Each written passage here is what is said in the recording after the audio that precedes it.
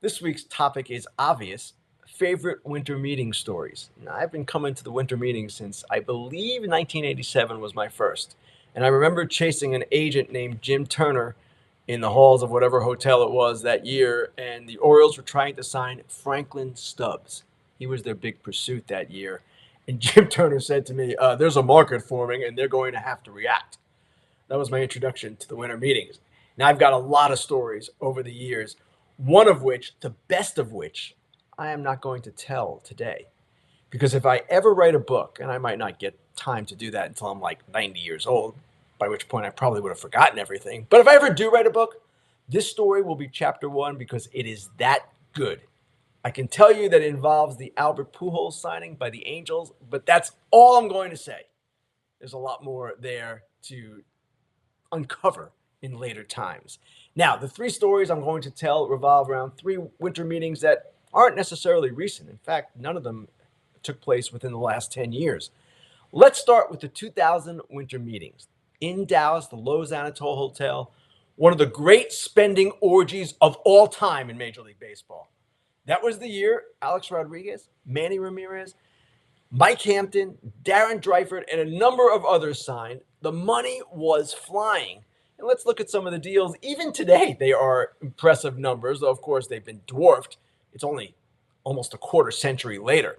A-Rod went for 10 years, $252 million. Manny Ramirez, 8 years, $160 million. Mike Hampton, at the moment he signed that, at the start of the winter meetings, this was the biggest deal. 8 years, $121 million. Biggest deal in baseball history, I believe, at that point. Didn't last long. And then Darren Dreifert, 5 years, $55 million.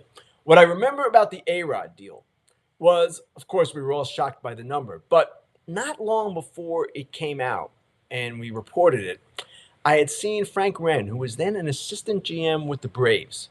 And if I'm not mistaken, the Braves were involved in the bidding.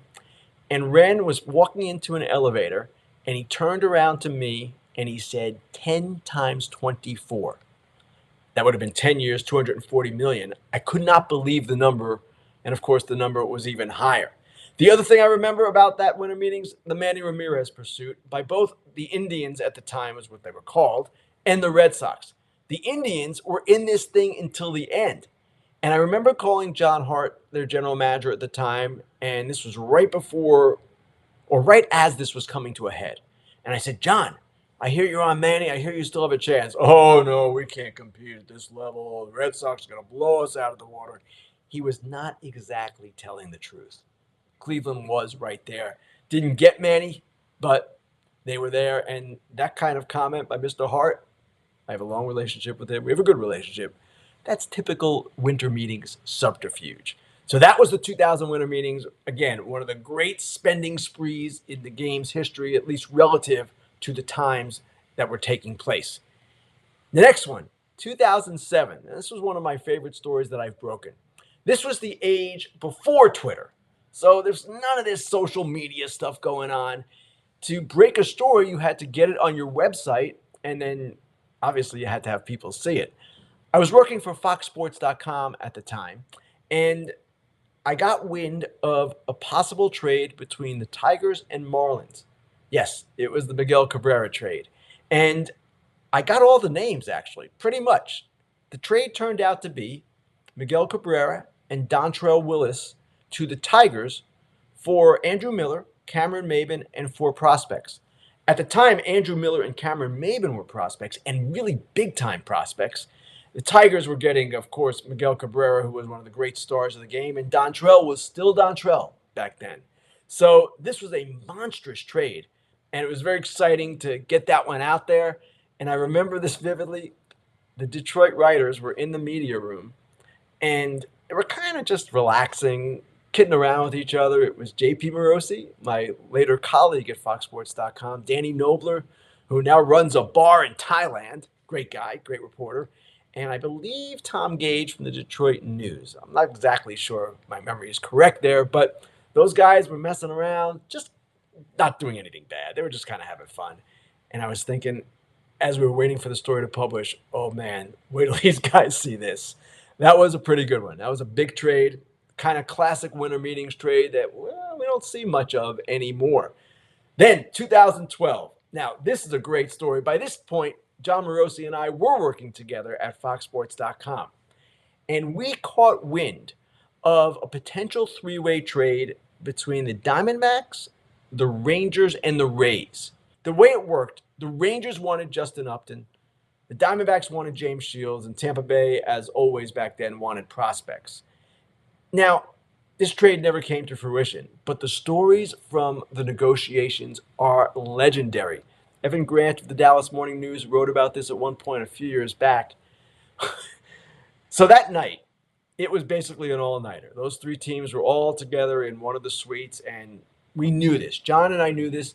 So at about, 1 in the morning, I went to sleep, and John stayed up until maybe 6 a.m. When I came back out, I was going to do Hot Stove for MLB Network, and I was ready again at that point to report and do my job. So, all right, it's an all-nighter. That's one thing. But what happened in the suite is really what makes this legendary. Kirk Gibson, who was then the Diamondbacks manager, headbutted and put in a chokehold John Daniels, who was then the Rangers general manager, president of baseball operations. I'm not sure what the title was then. These guys had been perhaps drinking a little, and they kind of got into it. Now, nobody got hurt. It was more fun than anything. I think Gibson was trying to possibly intimidate John Daniels a little bit. Andrew Friedman was involved. Kevin Towers, the great general manager, Diamondbacks, Padres. They were all just having a wild time. Now, this all came out later. But what I remember most about that was I get to the lobby, it was 7:30 a.m., something along those lines, because, again, getting ready for Hot Stove. And Kevin Towers, who I knew had been up all night, I knew it. He comes strolling through the lobby looking like he had slept 12 hours. KT, as we called him, was an absolute legend, and he could do that. He could drink, he could stay up all night, and he could make trades, and he'd come out the next morning as if nothing ever happened. He was one of my all-time favorite people. He's a guy who made the winter meetings great, and we miss him so dearly. But that story, the raucous frolicking that was going on in that suite as these guys were trying to negotiate a trade that never happened, that's one of my all-time favorite winter meeting stories.